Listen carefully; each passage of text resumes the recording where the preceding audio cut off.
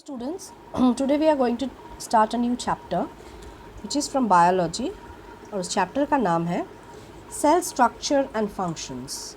मतलब हम लोगों का जो बॉडी है वो बहुत सारे एकदम माइक्रोस्कोपिक, जिसको हम लोग आँखों से भी देख नहीं सकते, ऐसे चीज़ों से बना हुआ है जो हम लोगों की बॉडी के वेरियस फंक्शंस जैसे रेस्पिरेशन, डाइजेशन, इंजेशन, जितने भी रिप्रोडक्शन, सर्कुलेशन, जितने भी प्रोसेसेस हैं उस फंक्शंस को पूरा करने में मदद करते हैं।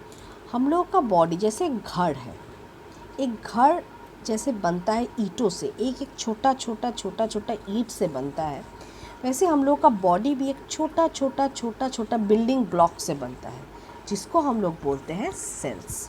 क्लियर? तो इस चैप्टर में हम लोग क्या क्या पढ़ेंगे उसका एक ओवरव्यू ले लेते हैं। Discovery and history of cell, instruments for studying cells, staining, unicellular and multicellular organism, मतलब एक सेल से बना हुआ ऑर्गेनिज्म और एक से ज़्यादा सेल से बना हुआ ऑर्गेनिज्म, लेवल्स ऑफ ऑर्गेनिजम्स, मतलब सेल से लेके सेल के बाद टिश्यू आता है, टिश्यू के बाद ऑर्गन आता है, ऑर्गन के बाद ऑर्गन सिस्टम आता है, इससे ऑर्गेनिज्म बनते हैं। तो ये जो पूरा लेवल है उसको हम लोग पढ़ेंगे। सेल का शेप, सेल का साइज़, सेल का क्या क्या पार्ट्स है, सेल ऑर्गेनेलीज किसको बोलते हैं, प्रोकैरियोटिक सेल क्या है, यूकैरियोटिक सेल क्या है। अब जब मैं तुम लोगों को बोल रही हूँ तुम लोगों को लग रहा है कि मैं दूसरा कुछ भाषा बोल रही हूँ, लेकिन आहिस्ता आहिस्ता जब हम लोग आगे की तरफ बढ़ेंगे तो चीज़ें तुम लोगों के लिए क्लियर होना स्टार्ट हो जाएंगे। ठीक है, तो पहले हम लोग जो देखेंगे discovery and history of cell. जैसे मैं बोली थी कि सेल जो है छोटा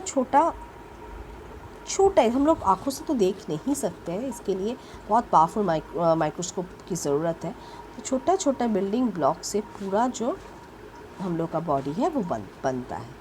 तो ये सेल का जो डिस्कवर किए थे वो थे रॉबर्ट हुक, जिन्होंने सेल का डिस्कवर किए थे 1665 में। वो क्या देख के अचानक उनके माथे पे कॉन्सेप्ट आया सेल का, वो था he observed a cork under his self-designed crude microscope.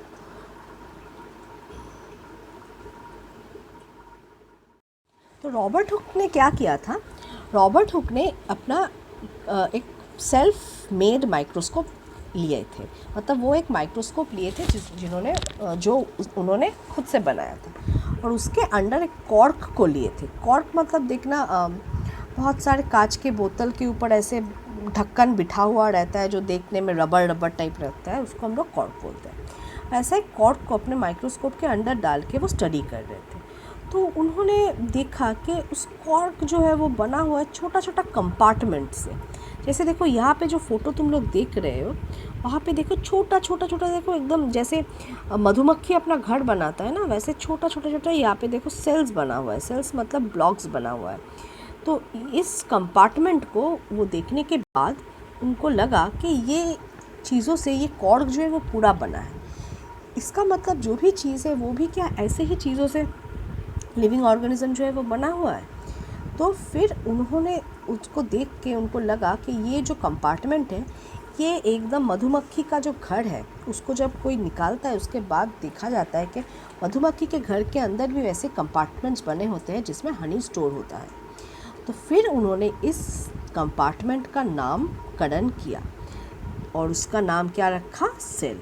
तो ये जो एक छोटा ब्लॉक है जो दिखाई पड़ रहा है वाइट के बीच में, तो उसको बोला जाता है सेल।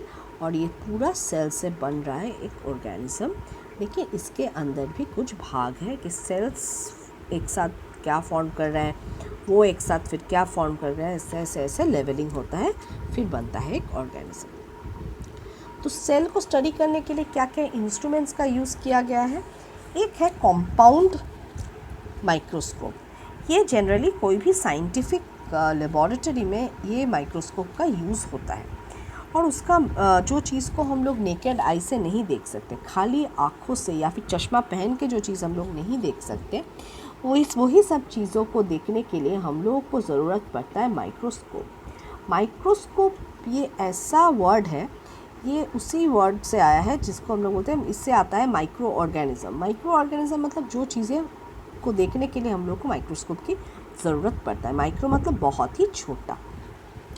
तो कंपाउंड माइक्रोस्कोप साइंटिफिक लेबोरेटरी में यूज़ होता है और इसका रेंज क्या है 100 to 1500 टाइम्स। मतलब कोई भी एक चीज़ है उसको वो 100 से लेके 1500 टाइम तक बड़ा करके देख सकता है। मतलब उसका मैग्नीफाइंग फैक्टर जो है वो 100 से लेके 1500 टाइम तक बढ़ सकता है। मतलब ऐसे घुमा घुमा के वो नीचे की तरफ लाते हैं और उसको रेंज जो है वो सेट करते हैं। ठीक है, नेक्स्ट हम लोग देखेंगे इलेक्ट्रॉन माइक्रोस्कोप। ये क्या है, ये भी बहुत सारे लेबोरेटरीज़ में यूज़ होते हैं और इलेक्ट्रॉन माइक्रोस्कोप से हम लोग देखते हैं कि सेल्स के अंदर जो बहुत सारे पार्ट्स है, बहुत सारे ऑर्गेनेलीज है, बहुत सारे इंटरनल फीचर्स है जो सेल का, वो सब देखने के लिए हम लोग को इलेक्ट्रॉन माइक्रोस्कोप की ज़रूरत पड़ता है। क्योंकि cell itself is very small, microscopic. अब उसके अंदर जो चीज़ें हैं वो तो और भी स्मॉल होंगे, तो इसके लिए हम लोग को और भी पावरफुल माइक्रोस्कोप की ज़रूरत पड़ता है जो काम इलेक्ट्रॉन माइक्रोस्कोप करता है।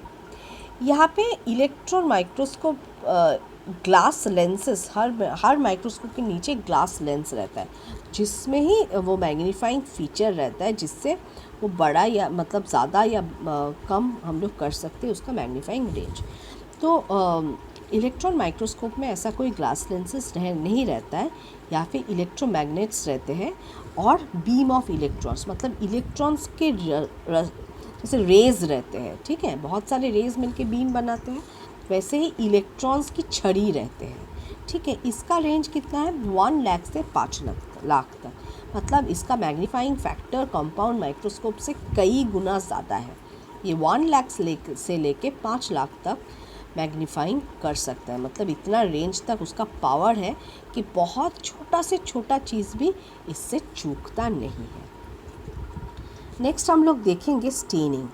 स्टेनिंग क्या है, सेल्स जो है वो कलरलेस है और ट्रांसपेरेंट है, मतलब जैसे पानी की तरह है। इसलिए पानी के अंदर घुला हुआ कोई भी उसी कलर का अशुद्धि रहता है तो हम लोग नहीं देख पाते हैं। तो इट इज़ डिफ़िकल्ट, क्योंकि cells are transparent and colourless, तो इसमें बहुत सारे डिफ़िकल्टी होता है इन अंडर द माइक्रोस्कोप हम लोगों को देखने में कि कौन सा पार्ट क्या है, कौन सा पार्ट किस पार्ट से अलग है, कौन सा पार्ट को क्या बोला जाता है।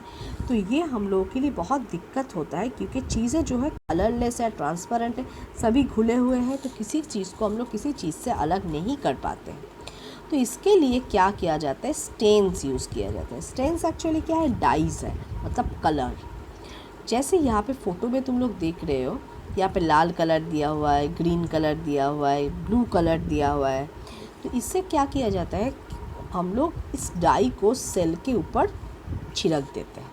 इससे सेल क्या होता है, अपना कलर को चेंज कर लेता है। कलर चेंज करने से क्या होता है, उसके अंदर जो जो चीज़ें हैं वो भी हम लोगों को उभर के दिखाई पड़ता है।